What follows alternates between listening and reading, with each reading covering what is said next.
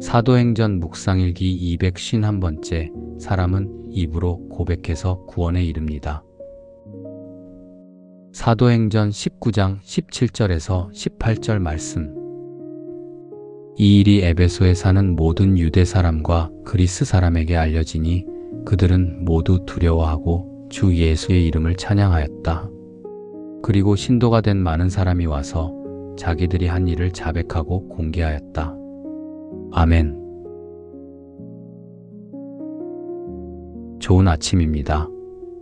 7월의 마지막 날이자 한 주를 갈무리하는 금요일 아침입니다. 달력을 넘기며 지난 한 달, 그리고 지난 한 주간을 가만히 돌아봅니다. 뜻대로 되지 않아 속상했던 일, 무더위와 눅눅한 장마에 지쳐 무거웠던 마음들이 있으신가요? 이제 지나간 아쉬움과 묵은 염려는 모두 7월의 마지막 바람에 훌훌 날려 보내십시오. 끝은 언제나 새로운 시작을 품고 있습니다. 빈잔에 맑은 물을 채울 수 있듯이 지난 일들을 평안한 마음으로 잘 매듭지을 때 우리는 내일이라는 벅찬 기대를 새롭게 맞이할 수 있습니다. 오늘도 수고한 나 자신을 다독이며 환한 웃음으로 시작하는 복된 하루가 되시기를 축복합니다. 우리는 며칠간 사도 바울의 전도 여행을 따라가며 묵상을 이어왔습니다. 1차, 2차 전도 여행 내내 바울은 숱한 고비를 넘겼죠. 쫓겨나고 도망치고 죽음의 문턱까지 가는 끔찍한 위협을 받았습니다. 그러나 그 모든 물리적인 핍박보다 바울을 더 힘들게 했던 것은 자신의 마음처럼 사역이 순탄하게 풀리지 않았다는 사실이었을 겁니다. 우리네 일상도 종종 그렇지 않습니까? 최선을 다했지만 결과는 미미하고 주님이 열어주신 길이라 굳게 믿고 나섰는데 뜻대로 되는 것은 하나도 없을 때가 있습니다. 바로 그때 우리는 쉽게 낙심하고 넘어집니다. 그러나 바울은 그 답답한 상황 속에서도 걸음을 멈추지 않았습니다. 묵묵히 씨앗을 뿌린 끝에 결국 소아시아 에베소에서 놀라운 부흥의 결실들이 생겨나기 시작하죠. 그것이 사도행전 19장 초반의 이야기입니다. 그런데 우리가 놓치지 말아야 할 뼈아픈 현실이 있습니다. 그렇게 어렵사리 부흥의 물꼬를 텄는데 그곳에서 또 다른 복병이 어김없이 등장한다는 사실입니다. 바로 하나님을 향한 첫사랑을 잃어버리는 것입니다. 내 삶의 진정한 주어이신 주님을 까맣게 잊어버리는 것이죠. 우리도 은혜를 받고 삶이 편안해지면 모든 것이 내가 잘나서 된 줄 알고 교만에 이르기 쉽습니다. 에베소에서도 예수의 말씀과 그 이름에 많은 이들이 환호하자 그 위대한 이름을 빙자해 자신의 이권을 채우려는 사람들이 등장했습니다. 유대인들뿐만 아니라 앞장서야 할 종교 지도자들까지 그 일에 동참했죠. 이는 초기 기독교인들조차 그런 세속적인 오류에서 완전히 자유롭지 못했음을 여실히 보여줍니다.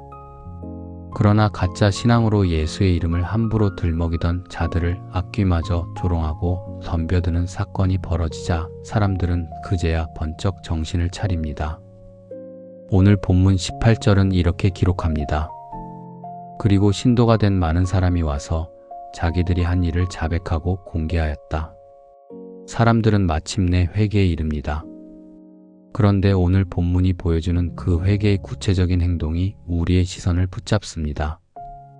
그들은 단순히 마음속으로만 내가 잘못했구나 뉘우치거나 혼자 조용히 생각을 돌리는데 그치지 않았습니다. 자기가 무엇을 잘못했는지를 사람들에게 숨김없이 자백하고 공개적으로 고백했습니다. 작가 제임스 볼드윈은 이런 말을 했습니다. 마주한다고 모든 것을 바꿀 수 있는 것은 아니지만 마주하지 않고는 아무것도 바꿀 수 없다. 회개도 그렇습니다. 잘못을 정확히 마주할 때 변화가 시작됩니다. 어린아이를 훈육해본 부모님들은 공통적으로 아는 사실이 있습니다. 지혜로운 부모는 아이가 잘못했을 때 무작정 소리부터 지르지 않습니다. 반드시 이렇게 묻죠. 내가 무엇을 잘못했는지 스스로 한번 말해볼래? 아이가 자기 입으로 구체적인 잘못을 고백하게 하는 것입니다. 이는 스스로를 돌아보고 문제를 정확히 인지하게 하는 중요한 교육입니다. 반대로 이유도 설명하지 않은 채 무조건 화부터 내면 아이는 무엇을 잘못했는지 모른 채 내 존재 자체가 부모를 화나게 하는구나 오해하며 상처만 받습니다. 잘못을 스스로 인식하고 입으로 말하게 하는 것, 그것이 훈육의 핵심입니다. 회개도 다르지 않습니다. 회개는 머릿속 생각으로만 맴도는 관념이 아닙니다. 내 삶을 돌이켜 걷던 방향을 완전히 바꾸는 적극적인 행동이기에 참된 회개는 늘 공개적일 수밖에 없습니다. 나만 아는 회개는 없습니다. 삶의 태도가 달라지기 때문에 진짜 회개한 사람은 말하지 않아도 주변에서 다 압니다. 다만 이 말씀을 모든 잘못을 모든 사람 앞에서 말해야 한다는 뜻으로 오해해서는 안 됩니다. 하나님께 고백할 일이 있고 상처 입힌 사람에게 사과할 일이 있고 공동체 앞에 책임져야 할 일이 있습니다. 중요한 것은 체면을 지키려고 진실을 계속 숨기지 않는 것입니다. 회개는 자신을 망신시키는 일이 아니라 거짓의 힘에서 벗어나는 일이기 때문이죠. 바울은 로마서에서 말합니다. 사람은 마음으로 믿어서 의에 이르고 입으로 고백해서 구원에 이르게 됩니다.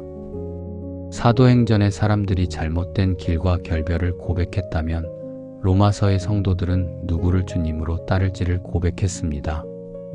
하나는 옛길과의 이별이고 다른 하나는 새 주님을 향한 믿음이지만 둘 다 삶의 방향을 바꾼다는 점에서 만납니다. 입으로 고백한다는 것은 말만 하면 되는 주문이 아닙니다. 마음의 믿음이 삶으로 나오는 것입니다. 예수님을 주님이라 부르면서 부당한 이익을 계속 취할 수는 없습니다.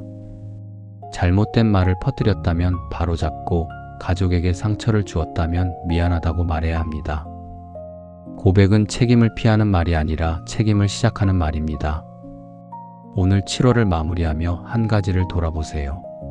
내가 인정해야 할 잘못은 무엇입니까? 전해야 할 사과는 없습니까? 바로잡아야 할 말이나 약속은 없습니까? 먼저 하나님께 솔직히 말씀드리세요. 그리고 필요한 사람에게 짧고 분명하게 말해 보십시오. 제가 잘못했습니다. 미안합니다. 바로잡겠습니다. 구원은 완벽한 사람에게 주어지는 상이 아닙니다. 진실을 숨기지 않고 예수님께 돌아오는 사람에게 열리는 은혜입니다. 지난달의 잘못이 새로운 달까지 끌고 가는 짐이 되게 하지 마십시오. 주님 앞에 고백하고 다시 시작하십시오. 우리의 입술과 삶으로 예수님을 주님이라 고백하며 더 자유롭고 정직한 길을 걷는 복된 하루가 되시기를 축복합니다.